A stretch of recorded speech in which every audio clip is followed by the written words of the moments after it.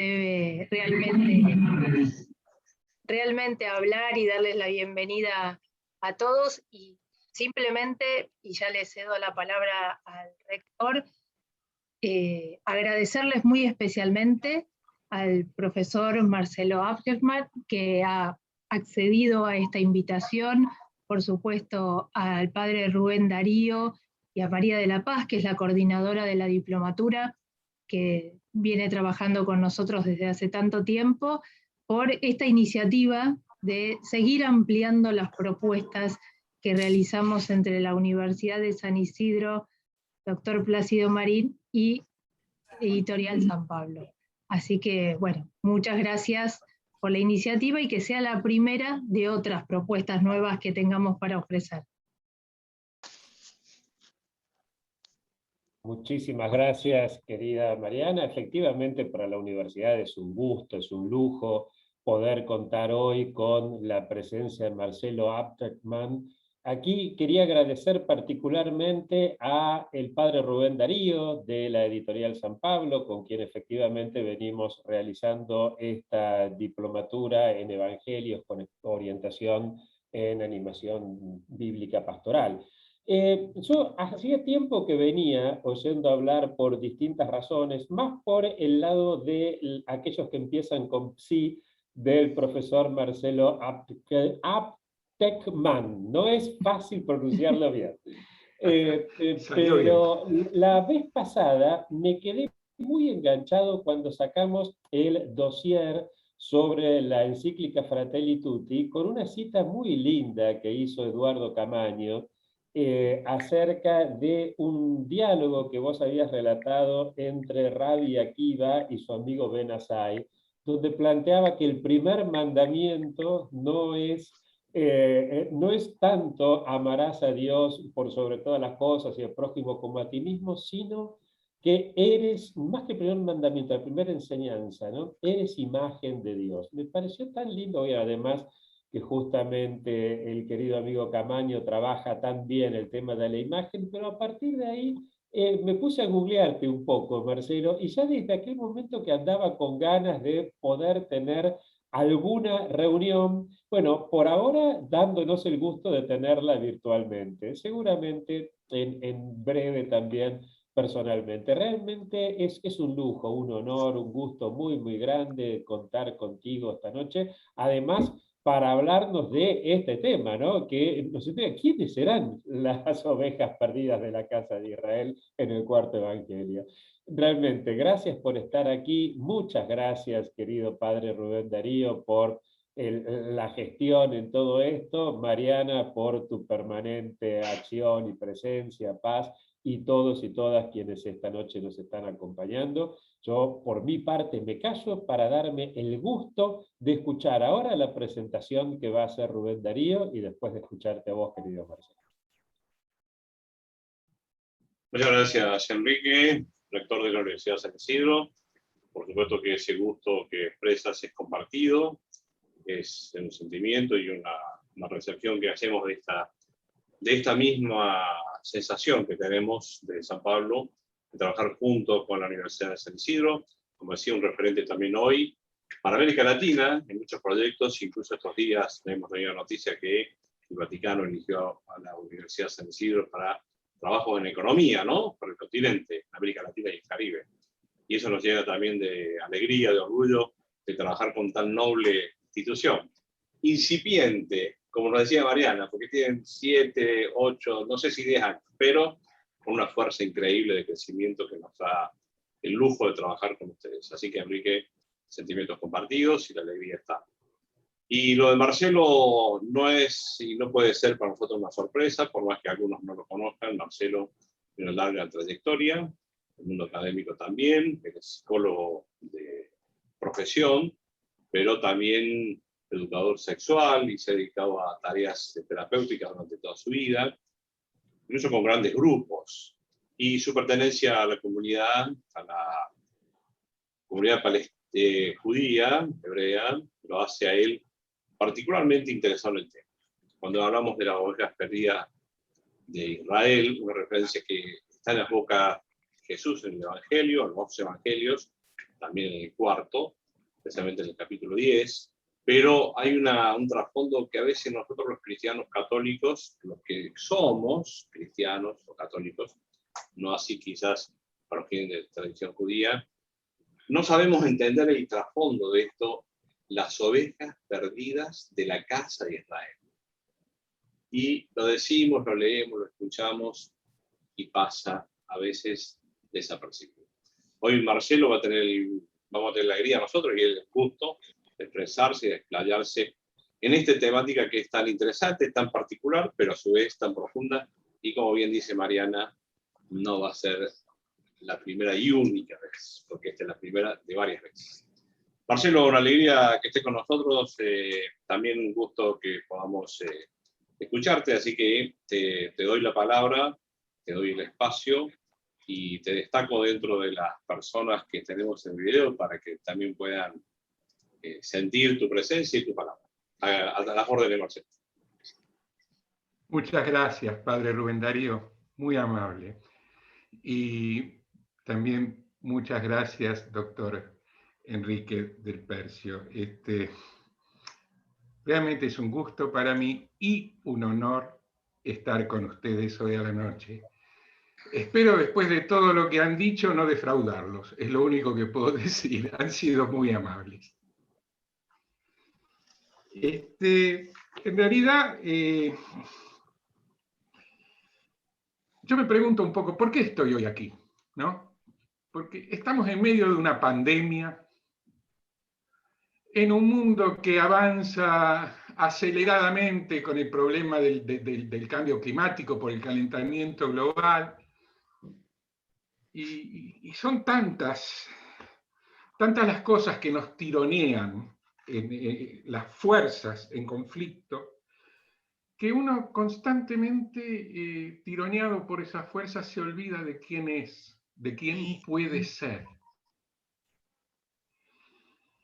Y de cuál es nuestro lugar en la creación. Y por eso, a veces olvidamos que hemos sido hechos a imagen y semejanza.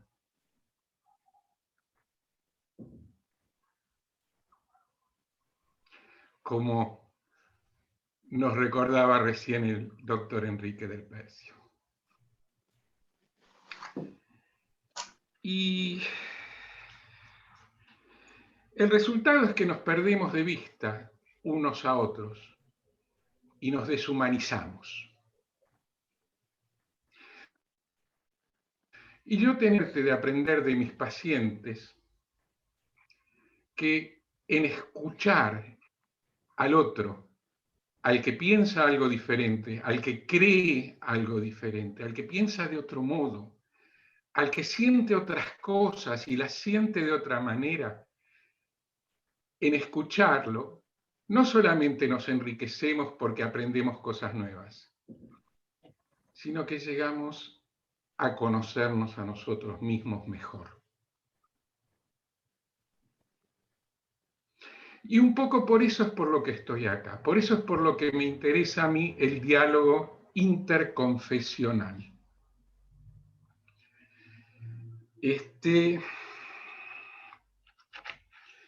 Porque los encuentros para escucharnos son encuentros para algo que todos necesitamos continuamente, rehumanizarnos.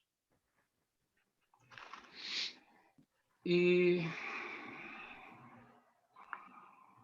la particularidad del encuentro que propongo hoy es que sea un diálogo, sí, interconfesional, sí, pero en el plano teológico.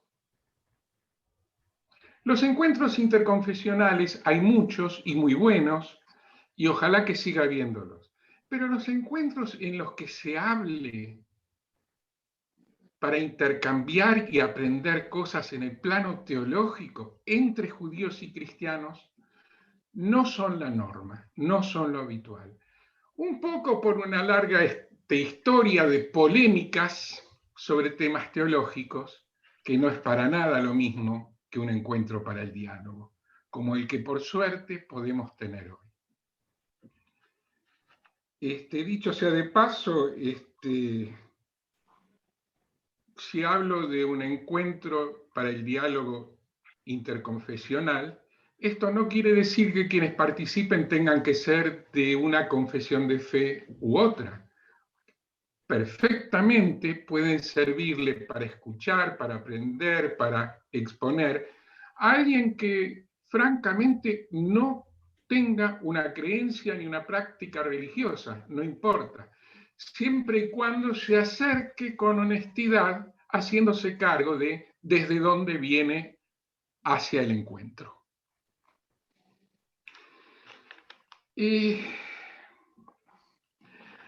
Lo que yo compartiré con ustedes es cómo leo e interpreto algunos versículos del Nuevo Testamento, pero haciéndolo con una mirada a la que me permito denominar judía. ¿Esto qué quiere decir? Una mirada fundada en la tradición judía. Y podría decirse que he comenzado este diálogo escuchando, es decir, leyendo el Nuevo Testamento. Esta conferencia ha sido organizada como una clase abierta, como una extensión de las clases de la diplomatura en Evangelios. Y tengo entendido que los alumnos en este momento están estudiando el cuarto Evangelio, así que me dedicaré un poco al cuarto Evangelio. Hay una manera de interpretar la Biblia que es muy propia de la tradición judía. Se la denomina la gematria. Pero esa particular hermenéutica, la de la gematria, que se los digo en muy pocas palabras, consiste en asignarle valores numéricos a letras y palabras, y entonces ver una determinada palabra de la Torá o del Tanaj, qué valor tiene, y dónde hay otra palabra que tenga el mismo valor, y intercambiarlas como si fueran sinónimos, aunque no lo son, con el objetivo de encontrar pistas sobre otros sentidos en los que se pueda leer el texto originario. No voy a hacer gematría hoy, porque primero que no soy el más indicado. Segundo, porque es algo demasiado ajeno a la tradición cristiana.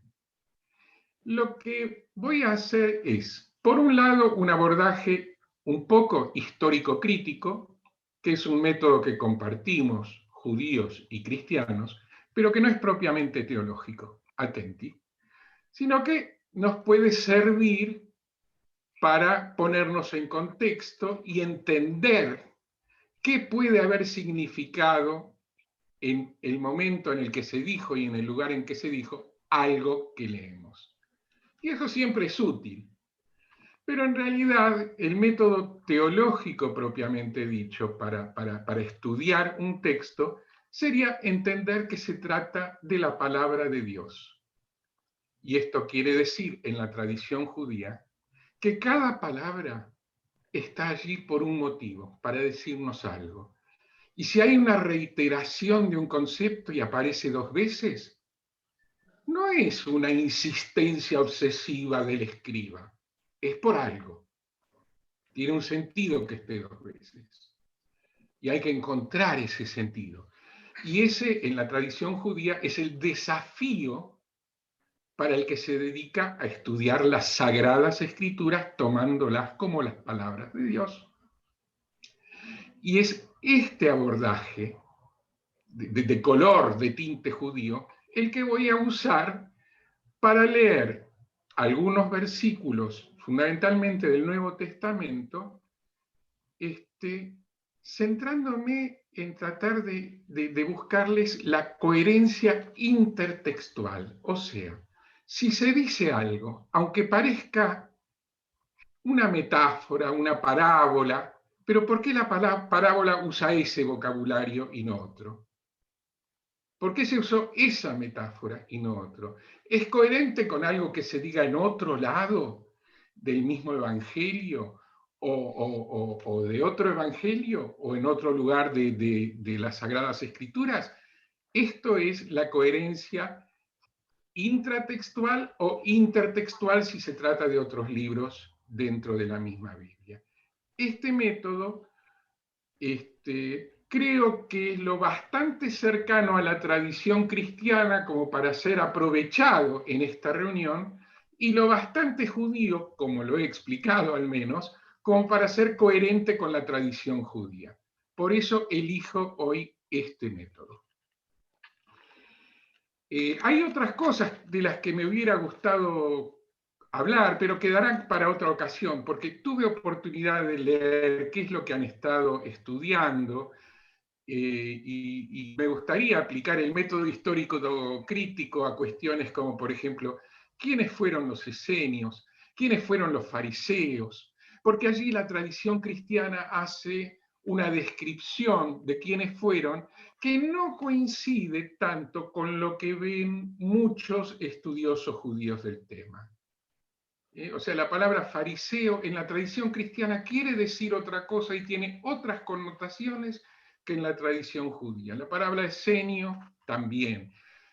Pero eso sería un estudio más de tipo histórico crítico, así que lo dejo para otro momento, tal vez. Bien. Ahora, perdón, he tomado algunas notas. La verdad es que pocos judíos hoy en día considerarán o considerarían al Nuevo Testamento, y hablo del Nuevo Testamento, no del Tanaj, que son las sagradas escrituras del pueblo judío que más o menos coinciden con el Viejo Testamento, Antiguo Testamento. Más o menos. Pero es como si ustedes, a ver, imagínense una película donde dejan los mismos actores, el mismo director de cámara, el mismo iluminista, pero la traducen a otro idioma, entonces hace falta un doblaje. Cambian las voces de los actores, la entonación ya es otra, la interpretación vocal ya es otra, se pierde algo en la traducción, o se cambia, por ahí se mejora, pero cambia. Y luego agarran y sacan algunas escenas. Y luego agregan otras que en la versión original no estaban. Y luego finalmente cambian el orden de las escenas. Cosa que quien ve la película en realidad está viendo otra película. Aunque tenga mucho que ver con la inicial. Bueno, esto que acabo de describir es lo que pasa entre el Tanaj y el Antiguo Testamento. No solo está el problema del cambio por la traducción, sino que el número de libros que lo constituyen no es el mismo, hay algunos que faltan, otros que sobran, hay escenas que no están, y el énfasis, que no solo depende del idioma, pero también del idioma, está cambiado. Entonces yo me voy a referir al Antiguo Testamento, que es el que he leído también para esta ocasión.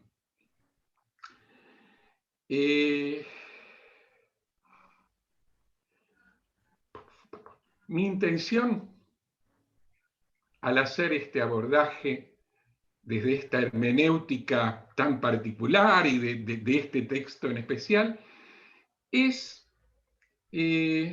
simplemente fortalecer a cada cual en su propia fe. No estoy haciendo proselitismo, ni dejo de ser judío.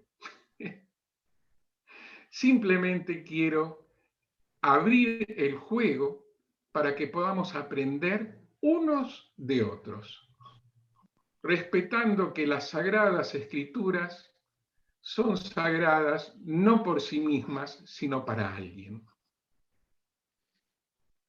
Y que por lo tanto, vuestras no solamente sagradas para ustedes, para muchos judíos no, pero para mí sí. Las tomo como la palabra de Dios, incluyendo el Nuevo Testamento, pero las leo como judío. Y ya van a ver que no hay contradicción entre esta actitud y seguir siendo un judío razonablemente tradicional y razonablemente practicante, sin exagerar. Bueno.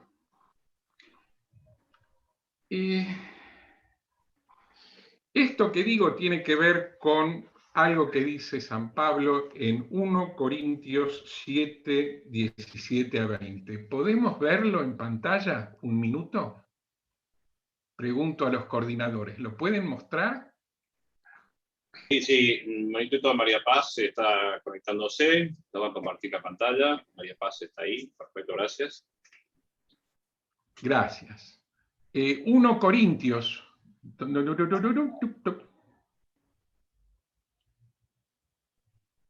Debe estar en la segunda.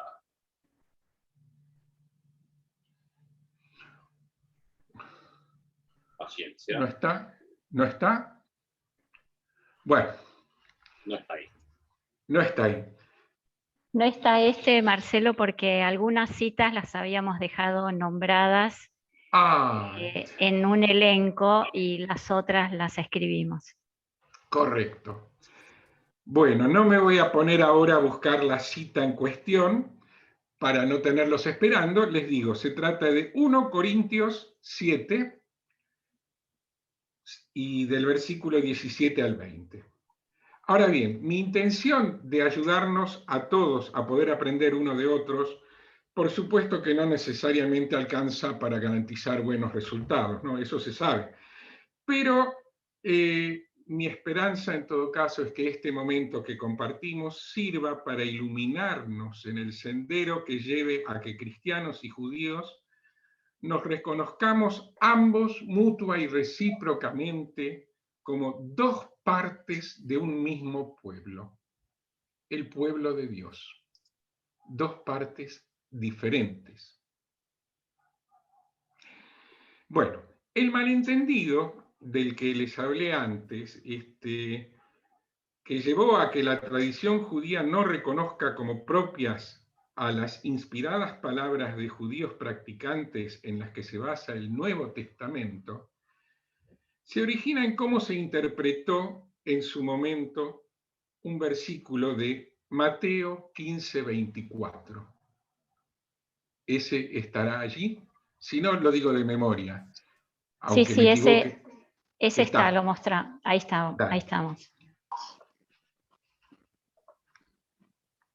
Mateo 15:24, que dice: Jesús respondió: yo no he sido enviado más que a las ovejas perdidas de la casa de Israel. Bueno, desde aproximadamente el año 23, cada vez más cristianos identificaron erróneamente a la casa de Israel mencionada en este versículo con el pueblo que hoy conocemos como el pueblo judío. Hubo una serie de razones relativas al contexto histórico, social, cultural, político, etcétera, para que finalmente esta interpretación prevaleciese en la cristiandad. El análisis de ese contexto sería esclarecedor, pero como nos alejaría del abordaje específicamente teológico, se los quedo debiendo. Pero lo cierto es que el malentendido fundante de entender que las ovejas perdidas de la casa de Israel supuestamente serían los judíos, que vamos a estudiar ahora ese malentendido, terminó significando que Jesús parecería que vino en una misión redentora específicamente para el pueblo judío. Y que como éste no lo aceptó, entonces Jesús orientó su magisterio a los demás pueblos del mundo. Y es en esta manera de entender el magisterio de Jesús y entender la función, si se quiere, de la Iglesia, que se fundamenta lo que luego sería lo que se podría denominar la teología de la sustitución, la que sostiene que la Iglesia, en sustitución del pueblo judío, es el verus Israel, el verdadero Israel, el pueblo de Dios hacia el que finalmente son redirigidas las promesas de Dios que los judíos no aceptan y que por lo tanto no merecerían en esta interpretación. Ahora, la persistente supervivencia de un pueblo judío que no reconocía a Jesús como su Salvador fue tomada entonces, a partir de ese primer malentendido, como evidencia de la obstinación de los judíos en renegar de las verdades de la fe proclamadas por la Iglesia cristiana de los gentiles. Y en lugar de inferir que, cosa que también se podría haber interpretado, en lugar de inferir que Jesús habría fracasado en realizar el plan de Dios, ya que había sido enviado para con los judíos. Si ellos no lo aceptan, fracasó. Esa era una interpretación posible también. Pero si se quería sostener que no había fracasado y que tenía un sentido su presencia. Hola, ahí está. Entonces la tradición cristiana interpretó que los judíos eran responsables de que no se cumpliese la redención prometida y que los verdaderos culpables, los que fracasaron en realidad, eran los judíos, que a su vez eran también entonces los responsables de haberlo crucificado a Jesús y demás. Ahora bien, les quiero contar que en los grupos terapéuticos en los que he trabajado como psicólogo, he aprendido que a veces, por querer tener la razón, la gente hace desastres. Yo he visto familias enteras destruidas porque alguien quiere tener la razón y se impone a otro y el otro termina internado, loco, suicidándose. El problema no es quién tiene la razón. El problema es cuando alguien quiere tener la razón. Porque entonces baja la cortina, ya no oye las razones del otro, pasa por encima de las razones del otro. Y el otro, aunque esté confundido, equivocado o lo que sea, tiene sus razones también. Entonces, querer tener la razón en las familias. Y créanme que lo que pasa en la Biblia no es tan diferente de lo que pasa en la cotidianeidad de las familias. El libro de Génesis es prácticamente un libro de las historias de una familia. Y son historias de familia, como las familias que hoy en día existen. Claro, otro contexto histórico, otra tecnología, por ahí otra estructura de familia, pero son los mismos malentendidos y desencuentros humanos. Bueno, querer tener la razón hace que uno pueda llegar a destruir a quien ama o a quien necesita. Y en el caso de las verdades de la teología, claramente es fundamental llegar a conocer el sentido pleno y la verdad que las Sagradas Escrituras nos acercan, porque ellas dan sentido a toda la existencia, pero aspirar a conocer la verdad es algo muy diferente de querer tener la razón. Al pasar por encima de las razones de otro, se anula simbólicamente al otro y se cierra la posibilidad del diálogo. Lo que luego deviene será una polémica en la que puede llegar a imponerse a alguien porque tiene puntos de apoyo más fuertes o tiene más fuerza, pero el que se imponga no necesariamente esté más cerca de la verdad. Tampoco está necesariamente más cerca de la verdad el que pierde la polémica. La polémica ya no es la búsqueda de la verdad, es una lucha por el poder. Bien.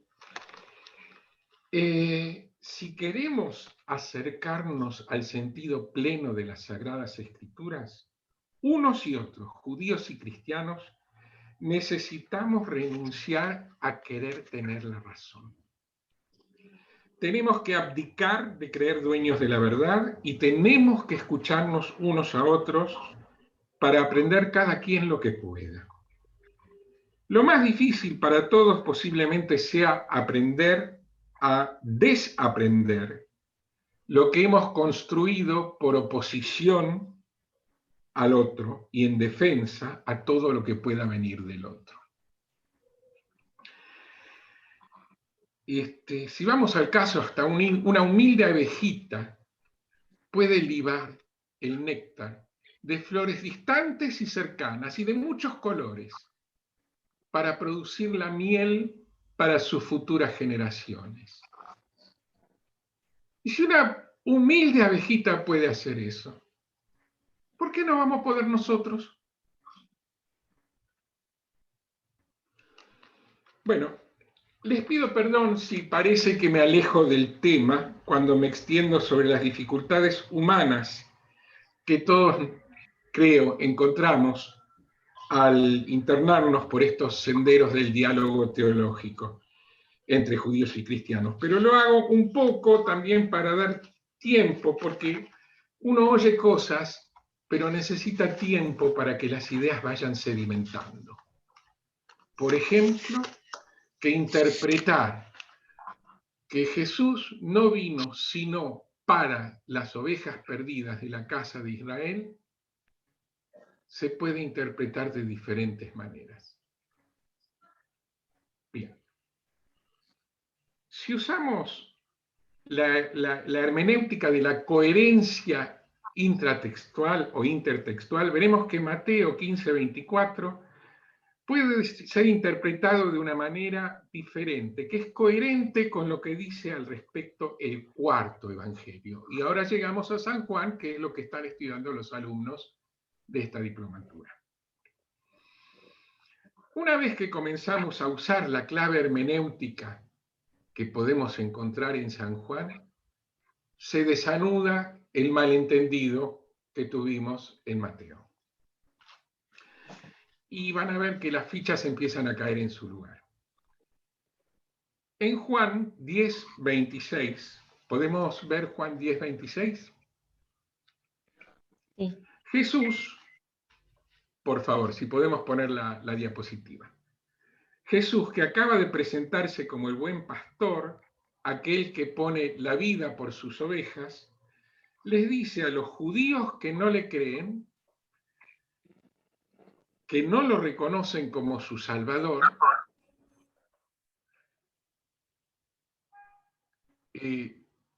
ustedes no creen porque no son de mis ovejas. Mis ovejas escuchan mi voz. Yo las conozco y ellas me siguen. Yo les doy la vida eterna y nadie podrá destruirlas ni me las quitará de mi mano.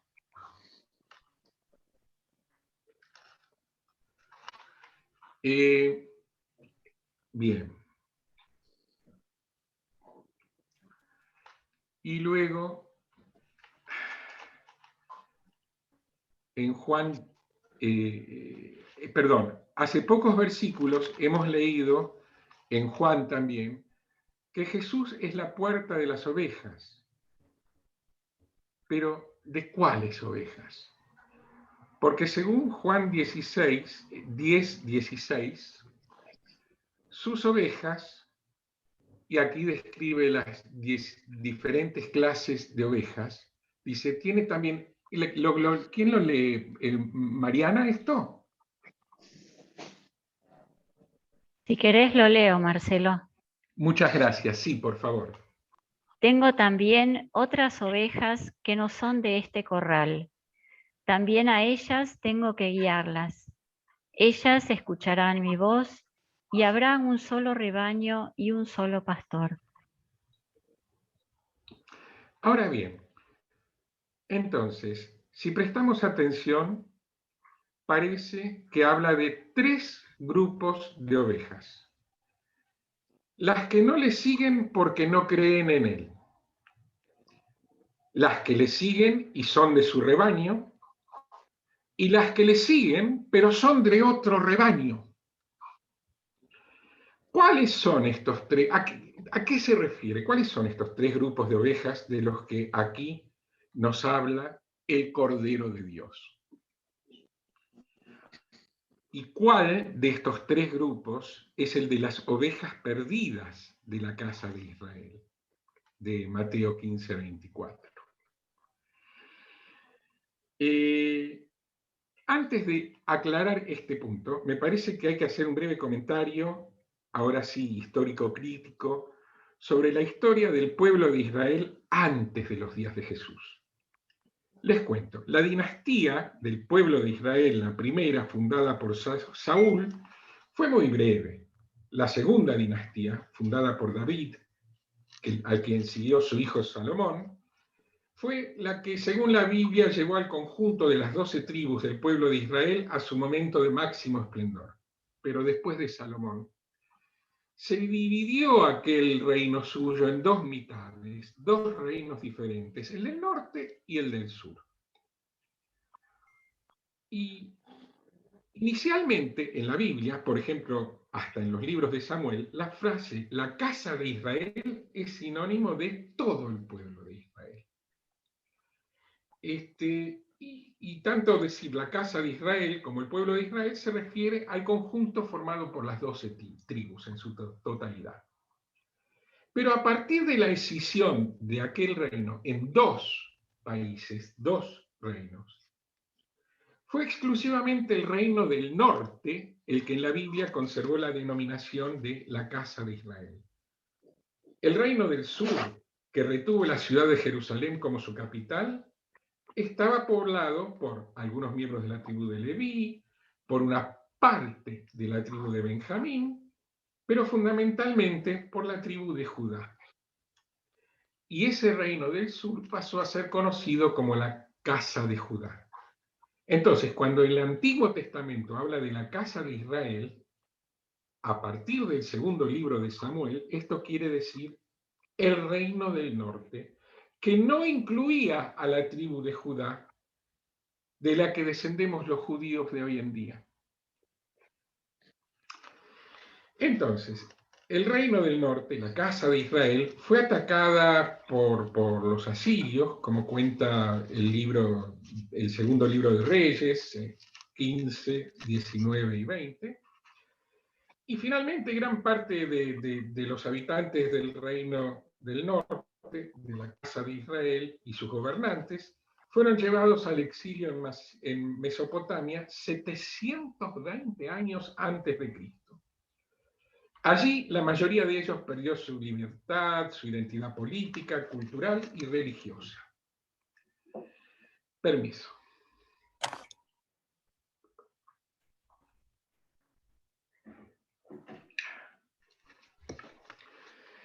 Y en realidad no solamente perdieron su identidad, sino que se alejaron definitivamente de la historia del pueblo de Israel. Esto más de 700 años antes del nacimiento de Cristo. Hoy mucha gente los conoce como las famosas 10 tribus perdidas.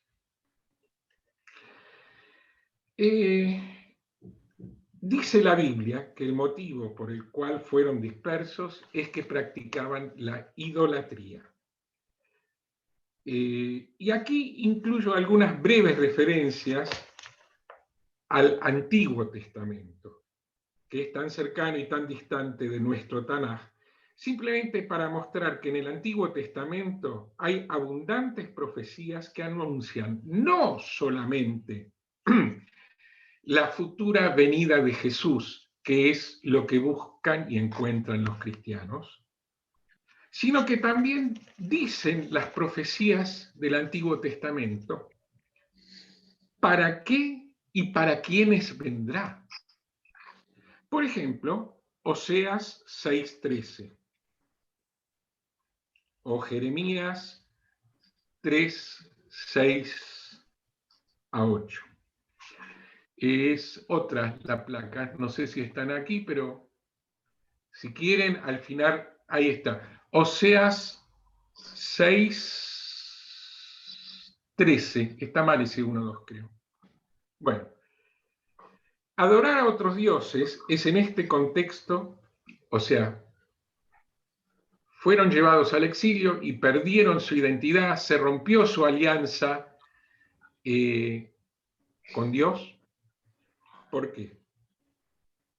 Porque adorar a otros dioses en la Biblia es equivalente a fornicación, infidelidad. como si la alianza entre Dios y su pueblo fuese como una alianza matrimonial, el anillo de casamiento, una alianza. Y entonces la Biblia dice que por ese motivo le dio Dios carta de divorcio al reino del norte. Estas son las citas bíblicas. Isaías, Oseas. Y entonces, cuando el reino del norte fue alejado, fue llevado al exilio, perdió el amor a Dios y el amor al pueblo de Israel. Perdió su identidad. Cosa que no les sucedió a los descendientes del reino de Judá, de la casa de Judá, que también fueron más tarde y por mucho menos tiempo al exilio en Babilonia. Ellos lograron conservar, a pesar de todo y a pesar de que también a veces cayeron en la idolatría, pero conservaron la alianza. Y de ese pueblo de Judá, del reino del sur, descendemos los judíos.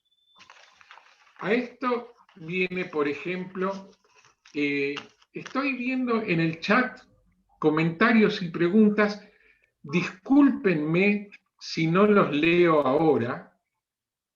Tenemos que ver cómo trabajamos con ese material luego. Entiendo que haya inquietudes y si fuera un grupito pequeño, por ahí podríamos hacer una cosa más dialogada y me encantaría hacer más de intercambio en el momento. Pero les pido a quienes han comentado sus inquietudes o planteado sus preguntas, que las reserven, tal vez podamos trabajar algunas al final. Entonces, la casa de Judá, ¿cómo? ¿Rubén Darío? Perfecto, Diego.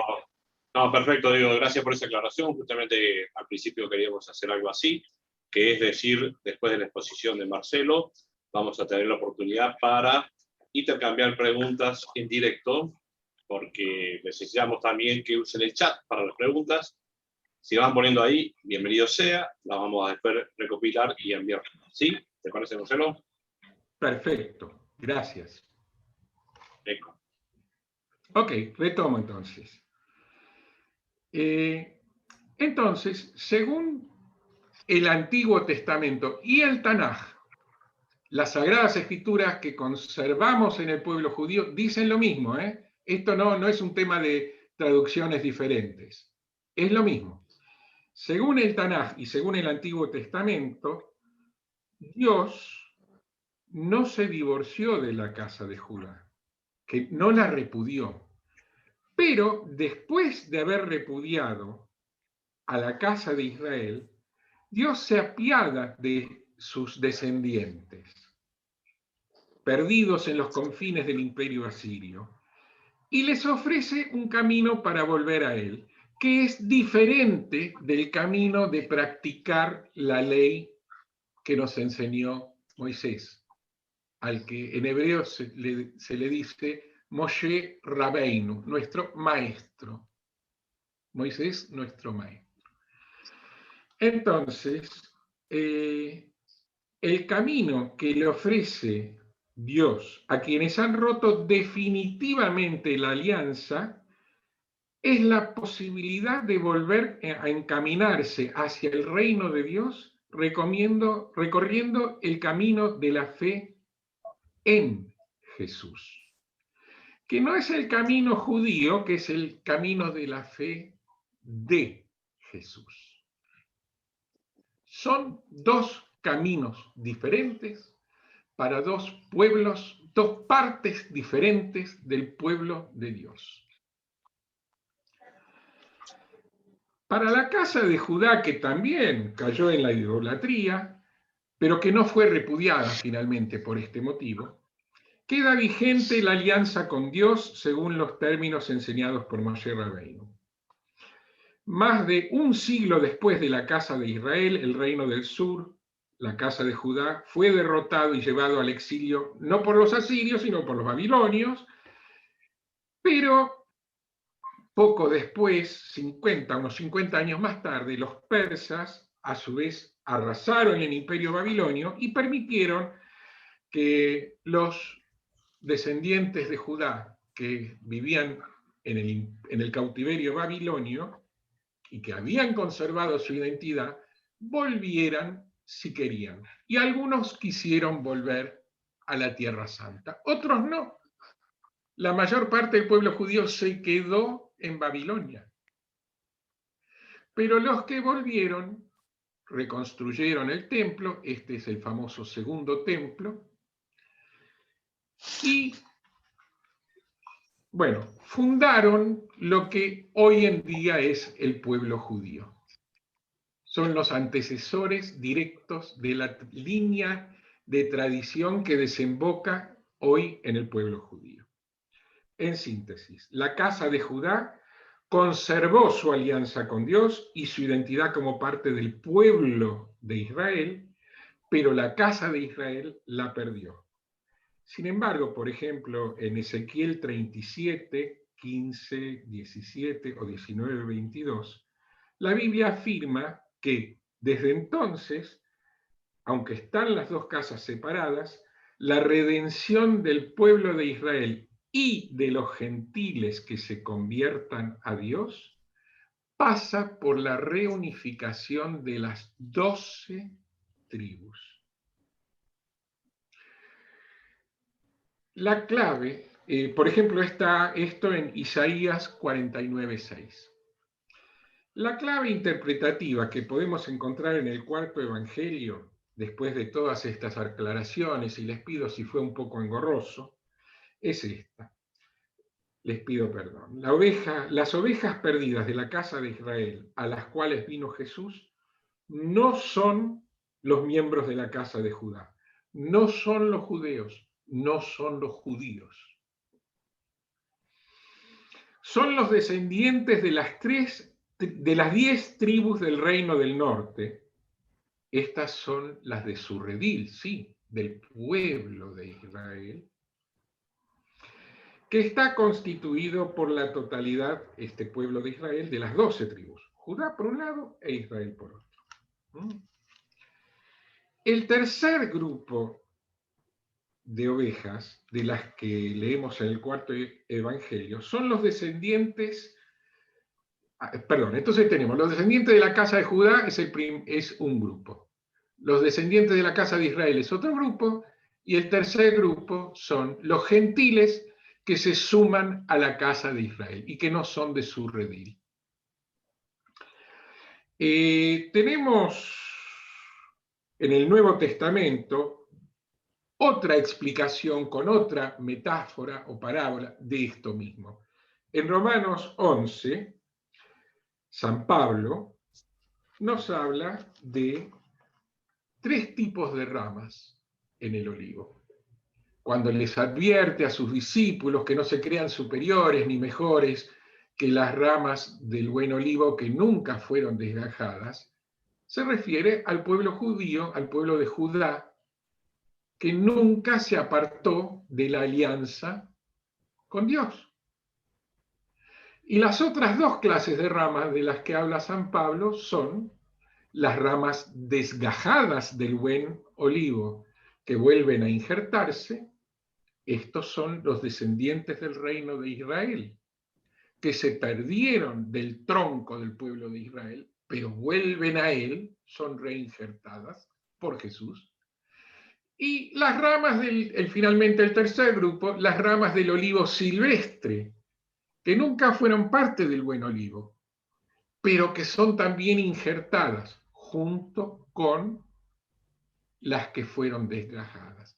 Este último grupo, las ramas de olivo silvestre, son los gentiles que nunca fueron parte del pueblo de Israel, pero que junto con la casa de Israel, por la fe en Jesús, porque Dios se apiada y tiene compasión y les ofrece este camino, pueden volver pese a que han sido repudiados. Los de la casa de Israel. Los gentiles nunca fueron repudiados, pero no formaban parte de la alianza. Ahora, a través del amor de Dios, por el camino de la fe en Jesús, pueden integrarse. Bien. Otras evidencias de que los evangelios anuncian la salvación para los descendientes del desaparecido reino del norte, los podemos encontrar, por ejemplo, en Mateo 19:28 y en Lucas 22:30, o en Hechos 26:6-7, en Apocalipsis 7:4. Les dejo todas estas citas, que no quiero abundar ahora en su lectura porque realmente sería atosigar. Lo que quiero es dejarlas allí para que las chequeen si les gusta, pero simplemente hago este ejercicio para mostrarles que teniendo esta clave interpretativa, después todas las fichas caen en su lugar. ¿Qué es esta clave interpretativa? Es una manera de entender lo que dijo Jesús, pero que no se funda en el malentendido de que Jesús vino para instruir, para guiar, para redimir al pueblo judío, que como no lo siguió, entonces Jesús redireccionó su magisterio hacia los otros pueblos, y entonces los judíos quedan excluidos del plan de la salvación en tanto quieran seguir siendo judíos. Esta interpretación tiene que ver con cosas que pasaban, es una interpretación en su momento tendenciosa, que tiene que ver con un momento político muy particular. Estamos hablando de la época en la que el Imperio Romano, que no solamente mandó crucificar a Jesús, lo crucificó, sino que 40 años más tarde mandó destruir el templo de Jerusalén, y no solo el templo de Jerusalén, también el de los samaritanos en el monte Gerizim, y por las dudas, el de la familia sacerdotal de Onías en Egipto. O sea, cualquier lugar de culto que pudiera servir a los judíos fue arrasado por Roma por las dudas. ¿Por qué es importante hoy aclarar el malentendido sobre el sentido de Mateo 15 y de Juan 10? Porque la teología de la sustitución todavía sigue solapadamente vigente en el mundo cristiano hoy. ¿Esto qué quiere decir? Aunque la Iglesia Católica admita hoy que pueden los judíos, podemos salvarnos pese a no pertenecer a ella, hasta el día de hoy la mayoría de las diversas denominaciones cristianas se consideran a sí mismas doctrinalmente el verus Israel, el verdadero Israel, el nuevo pueblo de Israel. Y, por ejemplo, en el caso de la Iglesia Católica, esto surge con claridad si uno lee los documentos Lumen Gentium 1, 9-17, o el inciso cuarto dedicado a los judíos de la Declaración Nostra Aetate. El problema teológico causado por la idea de que la Iglesia es el verdadero Israel es que esta idea resulta un obstáculo que impide que la casa de Judá pueda reunirse con la casa de Israel, como dicen las Sagradas Escrituras, junto a los gentiles que se le han agregado, por supuesto, para la redención de Israel y del mundo. O sea, desde el punto de vista teológico, este malentendido es un problemón para cristianos y judíos. A ver, si los dones y el llamado de Dios son irrevocables, como dice Romanos 11:29, ¿no deberían entonces las iglesias considerar la inclusión del pueblo judío en su definición de nuevo pueblo de Dios? Que estaría entonces formado por dos partes, el pueblo judío y la grey cristiana. Tomemos, por ejemplo, las ideas formuladas por un brillante pensador y escritor, San Agustín. que decía que los judíos, lo digo en mis palabras, hemos sobrevivido para ser la prueba viviente de lo que sucede a quienes rechazan a Cristo. Estas palabras hoy, bueno, son un poco casi desestimadas por muchos teólogos y ya no son sostenidas en público habitualmente. Porque, bueno, nunca fueron la doctrina oficial de la iglesia, de ninguna iglesia que yo sepa. Pero también es cierto que aunque no figuran en el credo, han sido creídas por muchos cristianos. Y hasta no hace mucho había consenso sobre ellas. Yo diría que casi hasta el Holocausto. Y honestamente creo que es hora de separar el trigo de la paja. Nadie le quita a San Agustín que fuera un brillante teólogo en muchos sentidos. Pero si el hombre se equivocó, no alcanza con desestimarlo. Hay que combatir sus errores. Hay que separar Marcelo, el trigo de la paja. Sí. Eso, estamos más o menos en un tiempo prudencial desde que empezamos. ¿Me darías y 2 ¿te parece minutos para redondear? 2 minutos para redondear, hacemos un pequeño corte y después las preguntas. Pero sí, redondeando las preguntas, el comentario tuyo y hacemos después el corte. Gracias. La iglesia, yo quería decirles que hay que separar el trigo de la paja. La divina enseñanza del amor al prójimo y a la creación, y la enseñanza de la gratitud por las promesas y por la belleza de los salmos, ¿cómo vamos a hacer para separarla de la perpetuación del desdén y el triunfalismo? ¿Podrá alguna vez la cristiandad cambiar su interpretación de Juan 14 que dice, nadie viene al Padre si no es por mí, del modo en que lo ha hecho en los últimos 1900 años, y abdicar del exclusivismo y volver a una interpretación coherente con todos los versículos que les he comentado? Porque este mismo versículo que dice, nadie viene al Padre si no es por mí, también podría ser, por ejemplo, interpretado como que quiere decir que el magisterio de Jesús no es necesario para los judíos porque no tienen que venir al Padre, ya que en realidad nunca se apartaron de él. Entonces, en la medida en que los cristianos sigan creyendo que la iglesia es el verdadero Israel, yo creo que va a haber un obstáculo, una brasa, un rescoldo, que esperemos que en el futuro no se reavive, pero que podemos juntos charlar sobre él para desarticular ese obstáculo para el encuentro entre judíos y cristianos.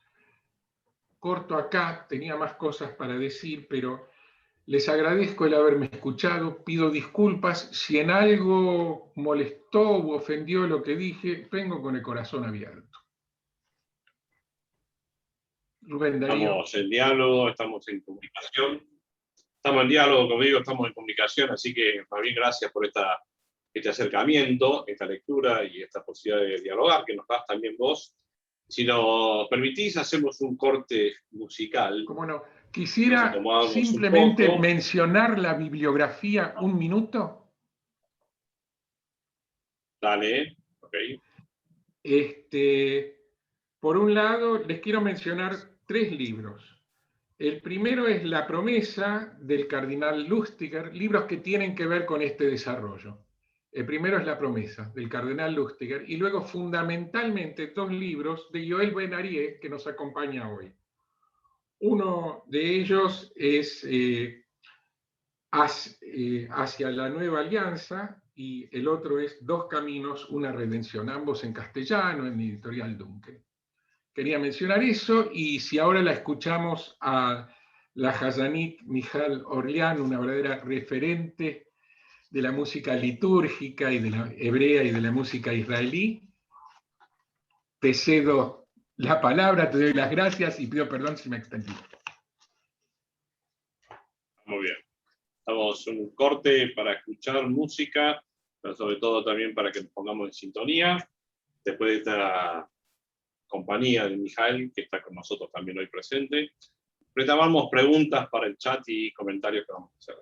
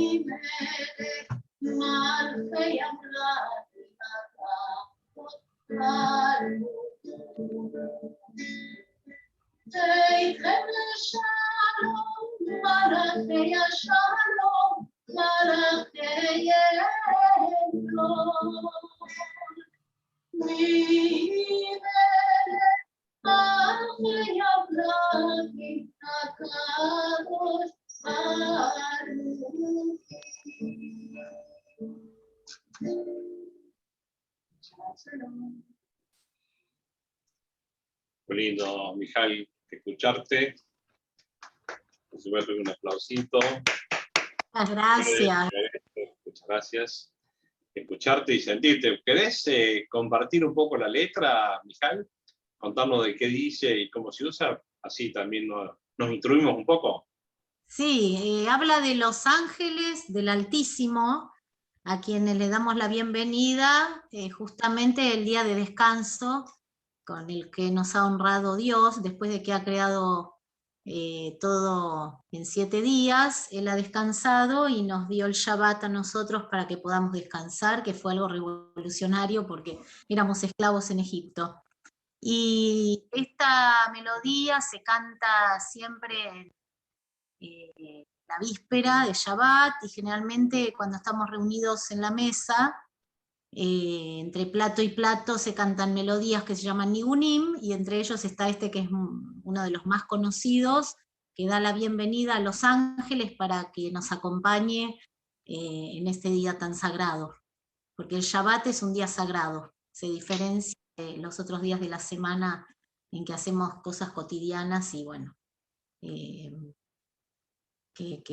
Bueno. Por supuesto que siempre tenemos que tender a lo sagrado, pero ese día es específicamente, el Shabbat es sagrado. Así que Qué lindo hacemos que el lo compartís. acompañamiento de los ángeles, la protección, y bueno, y con canciones los agasajamos.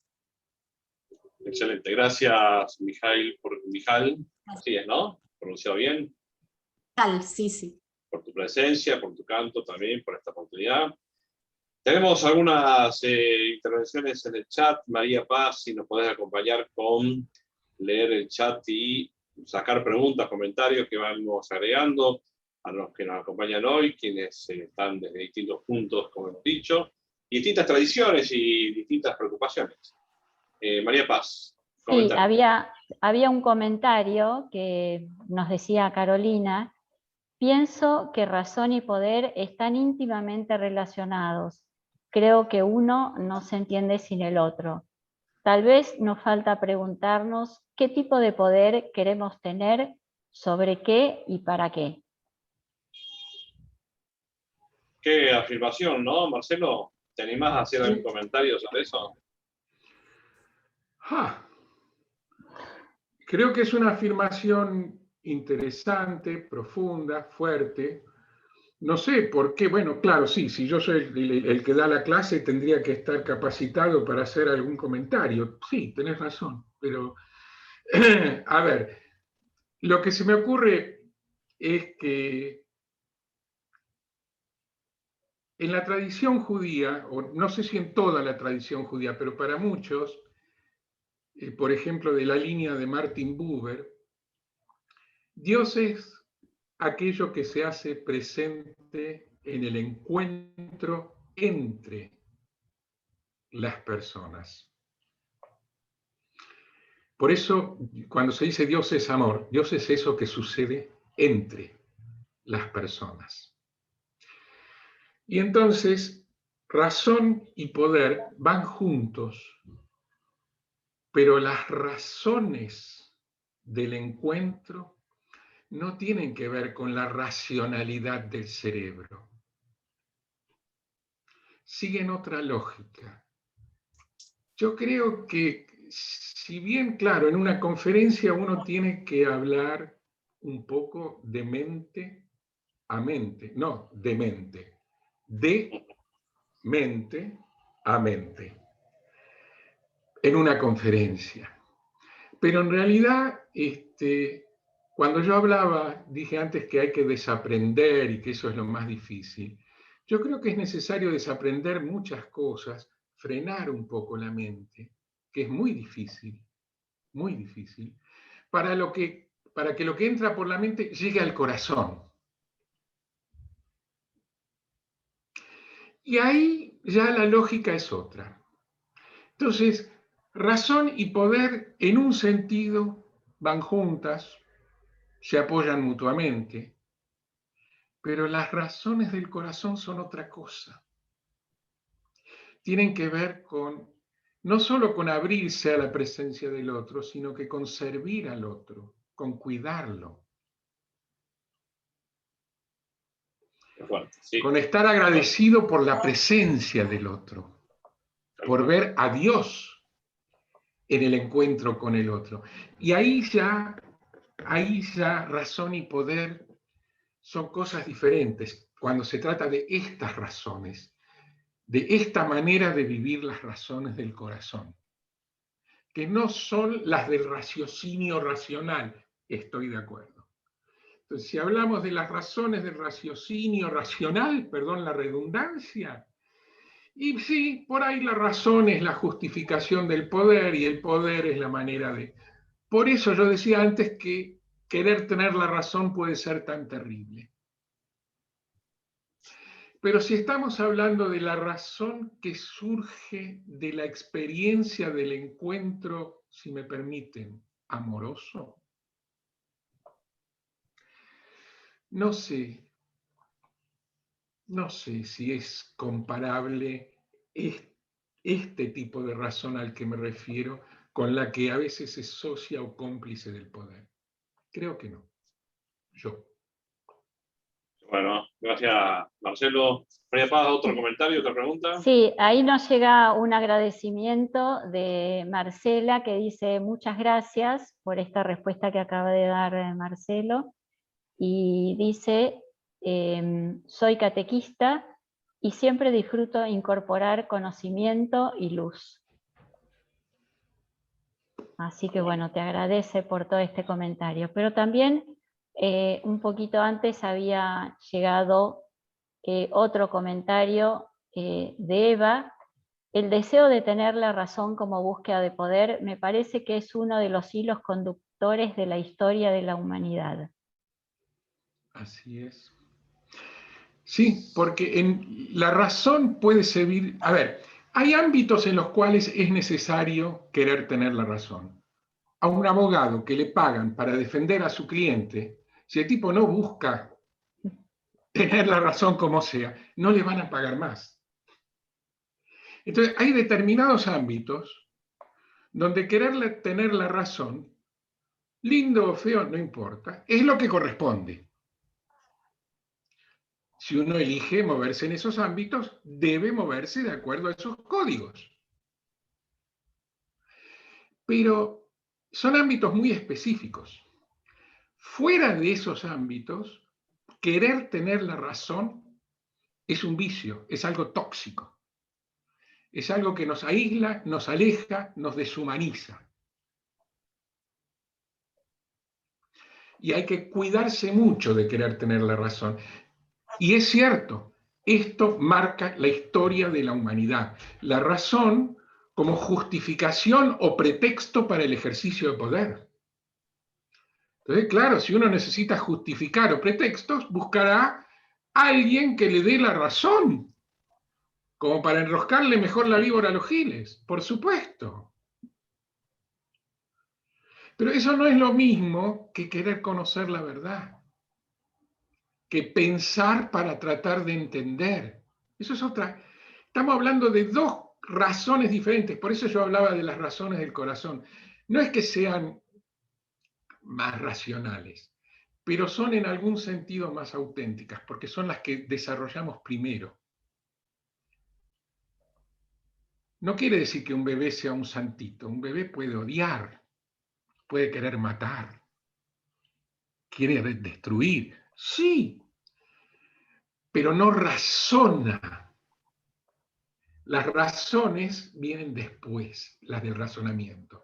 Las emociones y el encuentro con el otro y descubrir que en el encuentro con el otro uno pasa a ser plenamente uno mismo porque puede hacer algo por el otro, ser alguien para alguien. ¿Cómo se es? Se es siendo alguien para alguien. Entonces, el encuentro con el otro tiene sus propias razones, su propia dinámica, su propia lógica, que no es tanto la razón del razonamiento político y del razonamiento por imponerse, pero toda la historia de la humanidad está atravesada por esa forma de querer tener la razón. Y cada familia, porque dentro de las familias, entre gente que se quiere y se respeta, hay luchas por el poder. Miren, ya que hablamos de Israel y de Judá, ¿puedo extenderme y hablar 5 minutos algo de una interpretación de la Biblia o es mucho? No, claro, viene al caso. Viene al caso, sí. Bueno. Viene al caso, sí. Sí, viene al caso. ¿Se acuerdan de la historia de José y sus hermanos? Los hermanos lo venden como esclavo, el tipo pasa 1000 desventuras, pero termina gran visir, primer ministro del faraón. Y luego, bueno, ahí tenemos un ejemplo de hermanos que se maltratan, se odian, se desprecian, se venden como esclavos. ¿Y qué hace José cuando vienen sus hermanos? No solo los perdona, sino que les dice, todo el daño, lo que creen que me hicieron de daño, sirvió para llegar a este momento en el que yo puedo darles de comer ahora que lo necesitan, así como doy de comer a todo Egipto, porque le enseñé a guardar granos cuando había, así nos faltan ahora. Entonces, toda esa maldad la transformó en algo que hizo Dios para que él pudiera hacer el bien. Miren qué sabiduría la del tipo. Y sin embargo, la casa de José, que es la casa de las 10 tribus del norte, es la que finalmente se aleja de la alianza con Dios. Y la que permanece en la alianza con Dios es la casa de Judá. El tipo que tuvo una historia de sexo con su nuera Tamar. El tipo que no pagaba sus deudas. El tipo que dijo, vendámoslo a nuestro hermanito como esclavo. ¿Cómo puede ser que ese sea el que haya seguido en la alianza con Dios? Porque si bien José supo perdonar como un verdadero líder, Judá hizo otra cosa. Se arrepintió. Cuando le dijeron, dejá al hermanito menor de rehén y andá y hablar con papá y decirle que venga, ¿se acuerdan de esa historia? No sé si estoy citando la Biblia y por ahí no la tienen. Él que dijo, sí. No lo dejo a mi hermanito, me quedo yo en su lugar. Ese arrepentimiento del corazón, no el brillo de la mente que planifica cómo darle de comer a los otros, que es bueno, es maravilloso, es necesario, pero el que de verdad se arrepiente y se pone en el lugar del que va a sufrir, ese es el que sigue en la alianza con Dios. Y ese fue Judá. Qué bien. Marcelo, acá llegó justo otra pregunta con referencia a este tema de las tribus, ¿no? Tomás Sí. pregunta, ¿la reunificación de las 12 tribus del norte sería en la casa de Israel? Para que quede claro esto. Cómo no, gracias por la pregunta. Evidentemente no fui claro yo y pido perdón. No, a ver, la casa de Judá son la tribu de Judá, una parte de la tribu de Leví, que estaban repartidos en las tierras de las 12 tribus, y una parte de la tribu de Benjamín. La otra mitad de la tribu de Benjamín estaba en el reino del norte, o sea, el reino del norte eran 10 tribus, y el reino del sur, 2. Por eso las tribus que se perdieron son las que estaban plenamente en el reino del norte, en la casa de Israel. Esa es la que perdió su identidad y Jesús dice, no es sino a las ovejas perdidas, perdidas porque perdieron su identidad judía, perdidas porque por idolatría, es decir, fornicación, se alejaron de la alianza con Dios. Esas son las 10 tribus perdidas de Israel, las de la casa de Israel, las del norte. Es a esas a las que vino Jesús. Y no a la tribu de Judá con algún que otro integrante de la tribu de Leví y Benjamín, que son las de la casa de Judá que permaneció en la alianza. ¿Queda contestada la pregunta? Sí, sí, quedó muy claro. Gracias. Ahí entró también un comentario que dice, gracias, excelente acercamiento entre judaísmo y cristianismo. No cabe duda que debemos buscar lo que nos une y no lo que nos separa. Coincido totalmente. Creo que tenemos que trabajar sobre lo que nos separa, por ejemplo, la teología de la sustitución, basándonos en lo que nos une. Gratitud, humildad, sagradas escrituras y el deseo de, lo más importante, no perder la esperanza de que podamos hacer algo para que el mundo sea un lugar mejor, pese al coronavirus y al calentamiento global y a lo que sea. No conviene barrer bajo la alfombra lo que nos separa, porque los elefantes debajo de la alfombra, tarde o temprano uno tropieza con ellos. Claro. Y otro comentario también que nos dice Eva, la interpretación de la Iglesia Católica de los versículos mencionados no solo dificultan la relación o diálogo interreligioso con el pueblo judío, sino también el diálogo ecuménico con otras denominaciones cristianas. Bueno, el encuentro con el otro, es decir, el encuentro para quien está, para un católico o un cristiano de otra denominación interesado en la teología, tal vez el encuentro con un judío o con el pensamiento judío le sirva para aprender más sobre sí mismo y darse cuenta de dónde están sus dificultades. Esto se llama diálogo. Aprender del otro quién es uno. Es eso. Está bien. Del encuentro con el otro, no del otro como profe. Está bien, y agregan, si no nos acercamos a las Escrituras, no vamos a ser capaces de conocer a Dios. En otro comentario. Tal cual. Muy bien. Muy bien, estas conclusiones que están siendo riquísimas, ¿no, Marcelo? Esto es muy interesante, sí. Creo yo que podemos pensar que este diálogo que no es el primero, ¿no? Porque que yo sepa, la Fundación Shalom y otros movimientos de los cuales sos parte, promueve este tipo de diálogos, ¿no? También nos podés contar un poquito de la Fundación Shalom. Sí, cómo no, cómo no. En la Fundación Shalom, que paso un chivo, ya que me das pie, paso un chivo. Si quieren, pueden escribir un mail a encuentros.shalom@gmail.com. encuentros.shalom@gmail.com.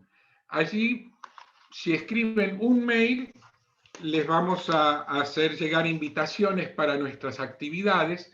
Solemos organizar conversatorios, que son lugares donde se encuentran católicos y judíos predominantemente interesados en el diálogo, no solo teológico, pero fundamentalmente lo que queremos es el diálogo teológico, pero otras formas de diálogo también. Y también tenemos preparado un curso que empieza dentro de unos meses, así que si les interesa participar del diálogo en el plano teológico, bienvenidos. Manden un mail a encuentros.shalom@gmail.com y les vamos a contestar e invitarlos para nuestras actividades futuras. Perfecto. Muchas gracias, Marcelo, por este enriquecimiento, también por esta posibilidad de participar. María Paz, este encuentro, como bien lo dijo también Marcelo y la Universidad de San Isidro, el doctor Enrique del Percio, Mariana, está enmarcado en estos diálogos que promovemos desde la diplomatura universitaria. Contanos un poquito de qué se trata y para quienes estén interesados también pueden recibir algún tipo de información. Claro, acá les muestro la información completa. Organizamos esta clase abierta en el marco de la diplomatura universitaria en Evangelios con orientación en animación bíblica pastoral. Y bueno, es esta propuesta de fundamentar nuestro compromiso misionero y fundamentar toda nuestra vida en la roca de la palabra de Dios, ¿no? Como nos dice el documento de Aparecida. Y bueno, esta diplomatura propone partir de los evangelios, de los 4 evangelios, y ayuda a interpretarlos y motiva, bueno, de alguna manera a la interiorización personal de la fe para luego aplicarla en la acción pastoral, ¿no? Que cada uno realice. Por eso decimos que es con orientación en animación bíblica pastoral, porque de la vivencia y de la profundización de los evangelios luego aprendemos el método de la lectura orante como acercamiento, como lo propone Evangelii Gaudium, y luego para aplicarlo en nuestras pastorales. La diplomatura tiene 2 cursos, tiene una duración de 8 meses. El primer curso es sobre los evangelios sinópticos, de abril a julio. Y ahora, a partir de agosto, estamos comenzando el Evangelio de Juan, que es desde agosto hasta noviembre. Y bueno, las personas que se incorporaron ahora, a partir de agosto, terminan la diplomatura en el 2022, el tramo de los evangelios sinópticos. La modalidad es toda online, y bueno, los informes es en este mail que ponemos en pantalla, capacitación@uci.edu.ar, y un WhatsApp de contacto que es 11 68 58 26 52. En el chat yo adjunté esta presentación para que ustedes tengan las citas bíblicas que presentó el licenciado Marcelo, y para los que les interesan estos datos de la diplomatura, para que tengan todos los contactos. Qué gusto escucharte, Marcelo, qué alegría que esto nace de una búsqueda personal, de tu experiencia también como profesional, y escuchar gente, y escuchar razones, y escuchar peleas, y escuchar cosas que son sin razones, que terminan mal, lamentablemente, que nos dé esta educación a nosotros para mejorar nuestro nivel de diálogo y nuestra capacidad de ser humanos como somos. Decía en un momento el ejemplo de las abejitas, ¿no? Que son capaces de andar por todos lados y sacar y enriquecer, y no le importa si la flor es roja, verde, azul o amarilla. Va a lo sustantivo y nutre a la próxima generación.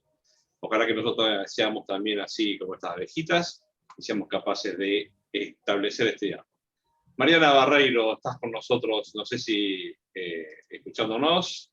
Sí, estoy acá, por supuesto.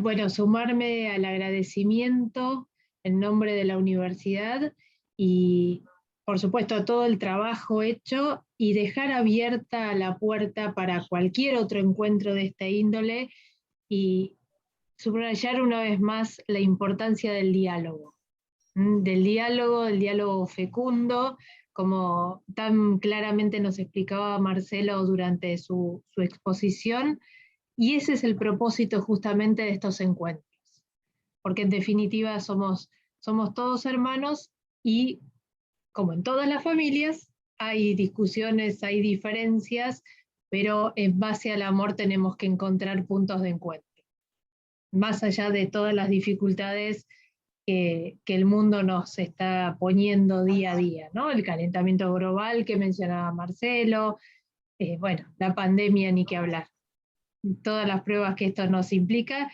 y también frente a estas dificultades nos damos cuenta que más allá del lugar en donde estemos, quiero aprovechar esta referencia para agradecerle a todos los amigos que se han sumado desde distintas partes del mundo. Parece ambicioso, pero es cierto. Hay gente de distintos lugares, así que, bueno, más allá de donde estemos cada uno de nosotros, estamos atravesando momentos difíciles, sin duda. Y bueno, ahí ponen en el chat México justamente, pero de tantos otros lugares, es importante frenar, detenernos un ratito para escucharnos y descubrirnos también, como decía Marcelo, en la escucha con el otro. Muchísimas gracias a todos, especialmente a nuestro expositor. Ha sido un lujo contar con la presencia suya esta noche acá en este encuentro entre la Universidad de San Isidro y San Pablo. Así que muchísimas gracias. Muchas gracias. Nos estamos despidiendo. El gusto de encontrarnos y saludarnos con el saludo de la paz, mientras escuchamos a Mijal, que nos acompaña y nos anima a que los ángeles también vengan para nosotros. Chau, chau.